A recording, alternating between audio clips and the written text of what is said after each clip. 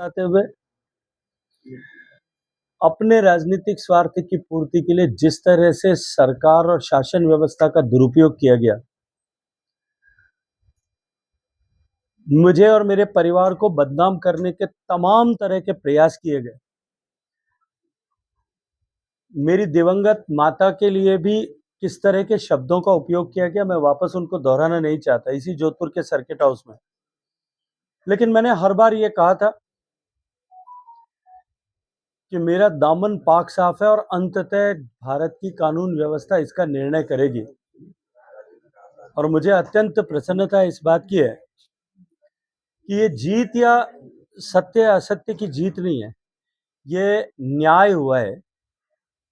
और अन्याय को एका पर्दा एक बार फिर फाश हुआ है। इस तरह की गतिविधियां करने वाले लोगों का जो है कि राजनीति एक बार फिर उजागर हुई है। जो झूठ उन्होंने बोला, उनकी पार्टी के नेताओं ने बोला, चुनाव के समय में भी जो सामने प्रतिद्वंदी थे उन्होंने भी इस तरह की बातें की थी। मुझे लगता है कि शायद अब उनके मुंह पर भी ताला लगेगा। सत्य सामने आया है। भारत की न्यायपालिका ने एक बार फिर ये सिद्ध किया है कि भारत में सत्य को परेशान किया जा सकता है लेकिन परास्त नहीं किया जा सकता। सर आपको फ्री कर दिया है, अब आप मानहानि का मैं तो फ्री था पहले भी। नहीं, मानहानि का मुकदमा लगाओगे जिससे कि आपकी इज्जत को लेकर? नहीं, वो तो पहले से चल रहा है। मेरी माँ के लिए जब जिन शब्दों का प्रयोग किया गया उसके बाद दिल्ली में मैंने जो मानहानि का मुकदमा दर्ज किया था वो पहले से चल रहा है। और आपने देखा होगा कल एक और अत्यंत महत्वपूर्ण प्रकरण में टेलीफोन टैपिंग में जिस तरह से माननीय मुख्यमंत्री के पूर्व ओएसडी ने 6 घंटे की उस पूछताछ में सारा विगतवार खुलासा करके कि किस तरह से मुख्यमंत्री खुद अपने विधायकों के, अपने मंत्रियों के टेलीफोन टैप करते थे, अपने विपक्षी पार्टी के नेताओं के टेलीफोन टैप करवाते थे और किस तरह से उन्होंने टेलीफोन टैप करके वो ऑडियो जो है पेन ड्राइव में डाल करके लोकेश शर्मा जी को दिया था और लोकेश शर्मा जी ने उनके निर्देश पर उसको वायरल किया। केस दर्ज होने के बाद में लोकेश शर्मा के मोबाइल को गायब करने के लिए, ये उन्होंने खुद ही बताया कि मोबाइल को गायब करने के लिए उन पर दबाव बनाया। और पतन की पराकाष्ठा तो इस बार वहां जाकर के हुई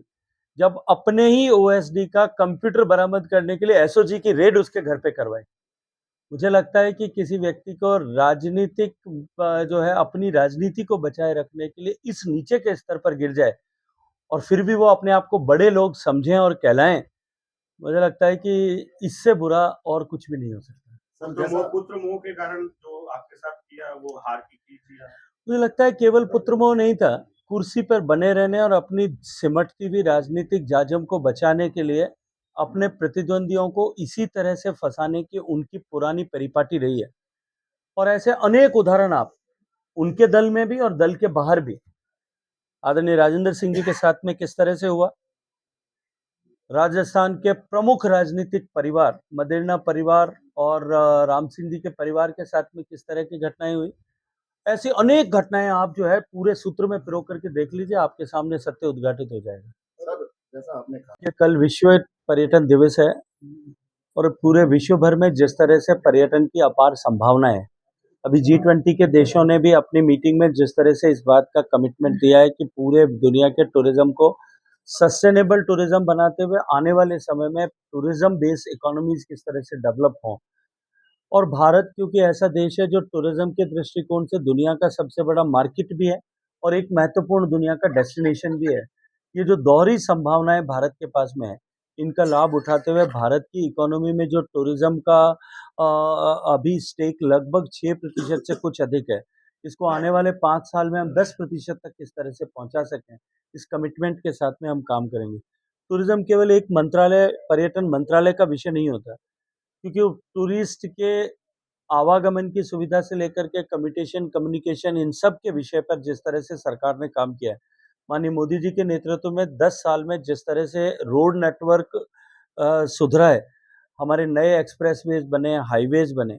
जिस तरह से एविएशन सेक्टर में एक क्रांति आई है, 75 की जगह आज 150 हवाई अड्डे काम कर रहे हैं। रेलवे में जिस तरह से इंफ्रास्ट्रक्चरल चेंज हुआ है, नए रेलवे स्टेशन बन रहे हैं, इलेक्ट्रिफिकेशन हुआ है, high speed semi high speed train चलने लगी हैं,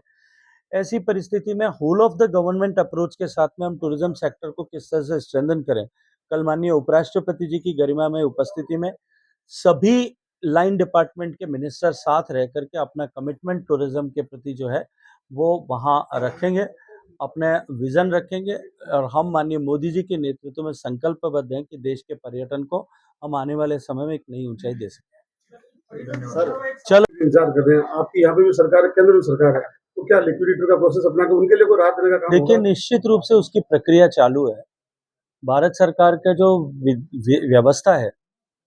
जो लोकसभा का बनाया गया कानून है, उस कानून के अनुरूप ऐसे प्रकरणों के शीघ्र निस्तारण के लिए लोकसभा ने banning of unregulated deposit scheme act बनाया था। 2019 में जब ये एक्ट पारित हुआ था, उसके बाद में इसमें ये व्यवस्था की गई थी कि इस तरह के केसेस में जो है जांच का अधिकार सीबीआई को दिया गया था और साथ में ये व्यवस्था की गई थी कि जांच के दौरान ही आरोपी या आरोपियों से संपत्ति जब्त करके और निवेशकर्ताओं को लौटाई जाने की व्यवस्था हो। लेकिन दुर्भाग्य से राजस्थान की पूर्ववर्ती सरकार जब निवेशक इस विषय को लेकर के कि इस सारी की व्यवस्था की जांच, क्योंकि संजीवनी क्रेडिट कोऑपरेटिव सोसाइटी के प्रकरणों में मध्य प्रदेश ने भी अपने इस प्रकरणों की जांच सीबीआई को सौंप दी थी, गुजरात ने भी सौंप दी थी, लेकिन राजस्थान की सरकार केवल अपने राजनीतिक स्वार्थ की पूर्ति के लिए कि उनको मुझे फंसाने का शिकंजा जो है उनके पास में रहे, उन्होंने सुप्रीम कोर्ट के में बड़े वकीलों की फौज खड़ा करके भी कानून का जो है वो यहाँ पे अनुपालना न हो उसको रोकने की कोशिश की थी। अब क्योंकि बात उस विषय न्यायालय में लंबित है, एक बार न्यायालय से निर्देश होने के बाद में, आदेश होने के बाद में इन प्रकरणों का banning of unregulated deposit scheme के तहत इस पर विवेचना हो सकेगी और वो जिस दिन प्रारंभ होगी उस दिन निश्चित रूप से निवेशकों का पैसा शीघ्रता के साथ में मिले, ये मार्ग सुनिश्चित होगा। मैं पूरे प्राण की ऊर्जा से निवेशकों का डूबा हुआ पैसा उनको मिल सके, इसलिए उनके साथ में खड़े रह करके काम करने के लिए पहले भी मैं संकल्पबद्ध था और अभी भी हूँ। फोन टैपिंग मामले में जिस तरह से राज्य सरकार ने याचिका वापस ली सुप्रीम कोर्ट, क्या केंद्र की एजेंसी इसमें जांच करेगी सर? नहीं, याचिका क्या थी? एसओजी जो ऐसा नहीं है। याचिका ये थी कि जो मैंने दिल्ली पुलिस में एफआईआर दर्ज कराई थी, राजस्थान सरकार ने एप्लीकेशन लगाई थी कि दिल्ली पुलिस के बजाय इसकी जांच राजस्थान की पुलिस को करना चाहिए। उस जो है एप्लीकेशन को वापस विड्रॉ किया। दिल्ली पुलिस जांच की कल टूरिज्म के ऊपर कोई दोषारोपण किया गया, वो मुक्त हो जाए और जिसने गलत किया उसको सजा मिले, तो क्या ये अभी तक अधूरा नहीं है? देखिए, जैसा मैंने कहा कि मेरी एप्लीकेशन ये थी कि मेरे अगेंस्ट में जो इन्वेस्टिगेशन और जो एफआईआर है उसको क्वैश किया जाए, वो राहत मुझे दी है ऑलरेडी, क्योंकि अभी तो केवल एक केस डिसाइड हुआ है, मानहानि का केस अभी डिसाइड होना बाकी है, टेलीफोन टैपिंग का केस होना डिसाइड होना बाकी है। मैंने पहले भी कहा था और फिर कहूँगा कि इन दोनों में भी इसी तरह से न्याय होगा। मुझे पूरा भरोसा है, देर होगी लेकिन अंधेर नहीं होगा और जिस दिन होगा उस दिन निश्चित रूप से कई लोगों को किए की सजा भुगतनी सर पड़ेगी। लगता है कि फोन टैपिंग में जिस दिन फैसला आएगा, जो 2 दिन पहले कल जो हुई है, रखे गए हैं सबूत, उससे लगता है कि राजस्थान की कांग्रेस की राजनीति में बदलाव आ जाएगा। तो जिस तरीके से उन्होंने आपको फंसाने की कोशिश की, वो फंस रहे हैं इसमें। थोड़ा इंतजार करिए और मुझे लगता है कि सब्र का फल मीठा होता है, यह तो आज तो मैं आधिकारिक रूप से कह सकता हूँ। बहुत धन्यवाद। देखिए, हरियाणा और कश्मीर दोनों ही प्रांतों में मुझे जाकर के पार्टी के लिए काम करने का सौभाग्यपूर्ण अवसर मिला है। जम्मू कश्मीर में जिस तरह से मतदान का प्रतिशत बढ़ा है, पिछले चुनाव की तुलना में दोनों चरण में अधिक मतदान हुआ है। मैं जिम्मेदारी के साथ में एक बात कह सकता हूँ कि प्रदेश की जनता, जम्मू कश्मीर की जनता, माननीय मोदी जी की सरकार ने जो 370 की धारा, जो आतंकवाद की जननी थी, वहाँ जो जड़ थी आतंकवाद को पोषित करने वाली रूट थी, उसको समाप्त किया है। जनता उसके लेकर के बहुत उत्साहित है। जिस प्रदेश में जो है सिंगल डिजिट में मतदान होता था आतंकवादियों की धमकियों के चलते हुए, उस प्रदेश में इस बम्पर मतदान इस बात का द्योतक है कि प्रदेश इस विषय के साथ में जुड़ करके लोकतंत्र की जड़ को मजबूत करने के लिए काम कर रहा है। जहाँ तक हरियाणा का प्रश्न है, तमाम तरह की भ्रांतियाँ फैलाई गई, लेकिन विपक्ष की सिरफुटअव्वल हम सब के सामने है, उनके यहाँ किस तरह से उनके यहाँ घमासान मचा है। पिछले 10 साल में भारतीय जनता पार्टी की डबल इंजन की सरकार ने हरियाणा में जिस तरह से शुचिता, पवित्रता के साथ में शासन दिया है, हरियाणा की जनता उसके साथ है और मुझे पूरा भरोसा है कि जिस तरह से देश की जनता ने तीसरी बार लगातार प्रचंड बहुमत के साथ में एनडीए को सरकार बनाने का सौभाग्यपूर्ण अवसर दिया, हरियाणा में भी वही इतिहास दोहराया जाएगा। अब अभी हाल ही में ब्राजील दौरा करके आए, क्या कुछ परिस्थितियां देश के अलग? देखिए, G20 की अध्यक्षता जब पिछले वर्ष भारत के पास में थी, तब भारत ने टूरिज्म सेक्टर के लिए गोवा में tourism ministers of G20 countries जो बैठक हुई थी, उस बैठक में सस्टेनेबिलिटी ऑफ टूरिज्म का सातत्य बना रहे, उसको लेकर के पर्यावरण अनुकूल टूरिज्म किस तरह से हो, इसको लेकर के पूरे विश्व के सामने एक दृष्टि माननीय प्रधानमंत्री जी के मिशन लाइफ के अनुरूप रखी थी। अभी क्योंकि ब्राजील के पास अध्यक्षता और ब्राजील में टूरिज्म मिनिस्टर्स की समिट थी और उस मिनिस्टर लेवल समिट में भारत के द्वारा रखे गए विषय, प्रारंभ किए गए विषय सस्टेनेबिलिटी और इको टूरिज्म को और आगे बढ़ाने के लिए G20 देशों ने और उस बैठक में उपस्थित लगभग 22 और अन्य देश और वैश्विक संगठनों के सभी नेतृत्वकर्ताओं ने एक राय, एक सहमति होकर के इस विषय को और आगे बढ़ाने का संकल्प व्यक्त किया है।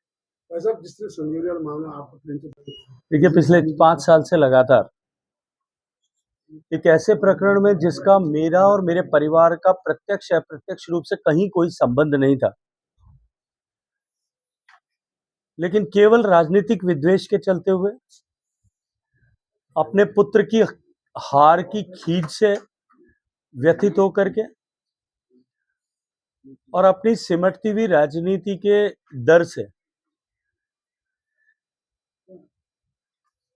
संविधान द्वारा प्रदत्त